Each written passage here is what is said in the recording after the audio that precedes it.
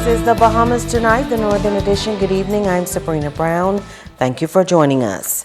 Topping the news tonight, relief is coming in for hurricane victims in West Grand Bahama. That area was clobbered over a week ago by Hurricane Matthew, leaving many in need of assistance. An 8 Mile Rock native turned businessman is among those reaching out to help. Megan Shepard fills us in. Hundreds of care packages being distributed throughout the entire community of West Grand Bahama Monday morning, all earmarked for those affected by Hurricane Matthew.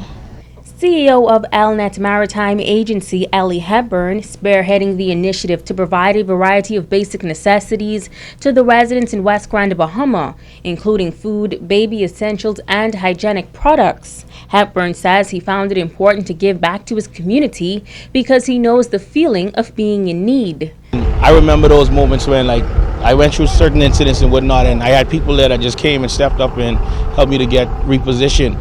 And from what I saw so far this morning, our presence was just a present to them. Just to be able to see them and hug them and touch them and talk with them and comfort them and motivate them was just enough, even beyond the bags.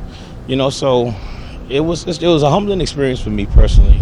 Member of Parliament for West Grand Bahama and Bimini, the Honorable Obi Wilshcombe, partnering with Hepburn, visiting every household to hear the concerns of families and deliver the care packages. Despite the difficult times and varying conditions of their homes, the residents were all in good spirits. One of the elderly ladies told us that, we're happy that you brought us happiness. We see people who are appreciative. It's not everything that they want, but just a little helps. There's abject poverty in our areas, abject poverty in our country. That has to be what we declare war on. We have to declare war on poverty. We have to correct these areas. Matthew was a bad thing to happen to our country, but let's see the positives in it. The glass is always half full. We could build a stronger country. We now have to clear up these areas, clean the dirt out of these communities, look at some of these houses, rebuild some of the houses. So I told people, for me, it's restored my faith in God. It has caused me to get up to want to rebuild. Hepburn thanking his team for giving up their entire weekend to prepare the packages for those in need. Walking through the community, he says the conditions that persons are living in is heartbreaking. He is calling on anyone that can assist to chip in. A lot of homes have been destroyed. Persons, of course, we already know most of the island is still without power, but in addition to that, they're without food. Their roofs are off, and they have tarp on the roof, and it's just really, heartbreaking to see it. I'm hoping everybody else or other people would at least dig into their pockets. It doesn't matter if you're rich or poor, just a little bit, every little bit counts. I mean, just continue to support if you could support, and to my corporate partners and persons who I do business with locally, any one of you, feel the need to dig into your pocket, can't tell you what to do, but just come, a matter of fact, just come out, drive through and, see what's going on and see if you can assist. Megan Shepard, ZNS Network News. Now, residents throughout the community were grateful for the care packages. They say it was good to see men of the soil coming to assist. Jesus Lord, Wilma took everything away from me, but this time I survived. A lot of trees and things went down, and some of the shingle piece of house gone, but that's okay. I'm alive. Talk about Minister Wilshcombe and Ellie Hepburn. He's a wonderful man. He helped us this good. It's very good what he's doing. It's wonderful. I thank him very much. Nobody got missed. Everything was crazy. But the sign, a little relief coming through is real important. Yeah, we well appreciate it for all the help we get. And whenever we do get help, we appreciate it at all times. So just to know Elnet come through and do what they had to do by sponsoring a little meal here and a little meal there, still present the face and other things, talking with the people, is well appreciated. But so far we've almost given up on Mr. Wilshcombe coming through because this is our representative for the area. So far he did bad by showing up. With the minister, I expect to see the minister. We grew up together. We ran basketball together for a period of time. We played together. And we play football together too. So it's good to see your own come around to see what they can do for you. And then I come to realize Elnet, that's Van Dyke's son, which is my cousin. So it's like family helping family all over again. The Grand Bahama Port Authority is expanding its reach in the aftermath of Hurricane Matthew. Yesterday, executives visited the West End community, one of the area's hardest hit. Joan Davis-Roll was there. In Western get wet, the whole of Western.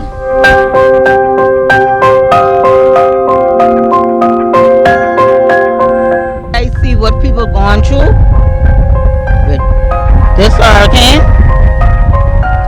I don't go through it no more.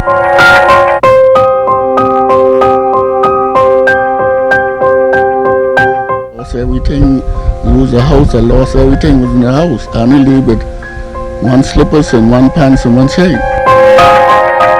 Some much needed assistance coming to the community of West End. This is Hurricane Matthew left a trail of destruction.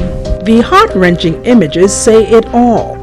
Images of mass destruction as Hurricane Matthew roared through the once bustling settlement of West End, destroying everything in its path. On Sunday, as our news team moved through that area to get an update on the recovery efforts, we came across a giant within Grand Bahama's corporate community, reaching out to residents of that hurricane-ravaged area. In an exclusive interview with ZNS News, Vice President of the Grand Bahama Port Authority, Henry St. George, gave an overview of relief efforts to date. Our intention is to try and reach out to all of the communities in Grand Bahama with a care package. On Tuesday we have got a container of ice coming in, and we're going to drive that the length of the island and make sure that everybody gets an opportunity to get a bag of ice as well, and then we'll be addressing the needs as we see and trying to help out where we can. Obviously we're balancing the two priorities, which is humanitarian need, but also getting the infrastructure of the city back working again. We want power and water is people's biggest stress point, and the power company and the GB utility company are working 24 or 12-hour shifts to try and get this city back up and running again. Henry St. George says the response to Grand Bahama's plight locally and internationally has been phenomenal. Everybody's reached out to us, and what we are doing is trying to assess and triage the various different needs. When you're on an island and when communication goes down, you feel isolated. So when those messages of support come in, it's a wonderful feeling, and they have been from our partners in Hong Kong, Hutchison, the Inter-American Development Bank, who we recently signed an MOU. They were one of the first people who called us, and they have been very, very helpful, not just in terms of their donation to NEMA, but also in terms of offering human resource to come and help with post-crisis management, as well as actually asking the members of their organization to donate small items as well. So we thank them, the IADB. The overall restoration of the island of Grand Bahama, he says, is ongoing and will take a concerted effort on behalf of all stakeholders. My sister Sarah has a saying which is teamwork makes the dream work, and that's been very true of this situation in terms of working with government, in terms of working with NEMA, in terms of working with the Grand Bahama Power Company. Everybody's pulling together and they just want to get this place back on its feet as soon as possible. Collaboration has been the key, I think, and it's going to be that way going forward as well, and we're just happy to do what we can and try and help get this place back going again. With countless buildings reduced to rubble here in West End, many hope that the restoration process will in fact begin and restore this community once known as the capital of Grand Bahama. Reporting for ZNS Network News in West End, Grand Bahama, I'm Joan Davis-Roll. Hurricane Matthew creating a setback for the island's tourism product. Some hotels incurred damage and are out of commission, and others are making repairs while still operating. Meantime, the island's leading tourist hub, Port Lucaya, had its share of damage as well, and now tenants and owners are working on a quick comeback. Italia Hall reports. Most people's mindset would have been that Port Lucaya was finished. It was a disaster area. I'd like to be on record and let it be known that the staff, the management, everyone involved in the Port Lucaya marketplace, the ownership and everyone have done a fantastic job. The Port Lucaya marketplace, a major shopping mecca on the Lucaya Strip, was left in shambles after Hurricane Matthew. Debris and rooftops could be seen all over the ground. However, just 1 week things are beginning to change. Over 60 persons were hired to help with the cleanup process and are working around the clock to get the marketplace back to normal. Entertainment and marketing manager at the Port Lucaya marketplace, Sheena Miller, says officials there are currently waiting on the insurance adjusters to come in and make their assessments to get the marketplace up and running again. We're hoping by mid next week they'll be done with their assessments and we'll be ready to go. We thank the community for their support. We thank the vendors who came out, the tenants who have been assisting us as well, and we're just ready to get Port Lucaya back to where it used to be, bigger, better, and brighter. Now store owners are pleased with the cleanup process here in Port Lucaya Marketplace, and they say all of their business establishments has running water and electricity. I fortunately don't have no damage at all. I think everything is coming together quickly, far more than I expected. I thought it had been months before we got some of these poles back in the ground. We'd like to send a sincere thanks to all of the Freeport Power staff that came out and was working tirelessly. The Corner Bar and Bistro, Agave, Fishtails, and John Heath Jewelers all received damage. We have received some damage. Our hurricane shutter, some of our cupboards and things like that came out. But I really would like to just say thank you to Port Lucaya for trying so hard to try and get us back up with the cleanup. And it's been amazing to see everyone coming together and trying to work to find some kind of normalcy. And I just look forward to finally being able to open our doors back. We received a lot of roof damage, AC units, all of our AC units are on the roof, so all of our condensing units were damaged. But all of our staff came in on Monday. We cleaned the restaurant out, threw away all of the food that had gone bad, got the restaurant ready to go. It had water damage in our ceiling in the John Heath Jewelers location, and half of the roof was missing, which meant that we had damage in our upstairs areas, in our storage areas and office spaces upstairs.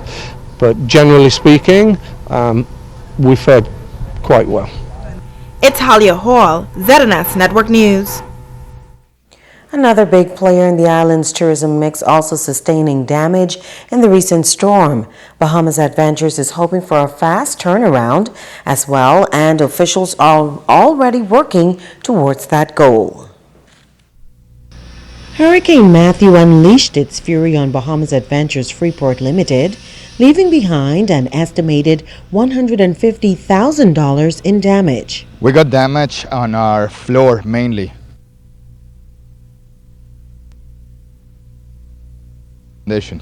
Still, we lost all our water lines and all our gas lines.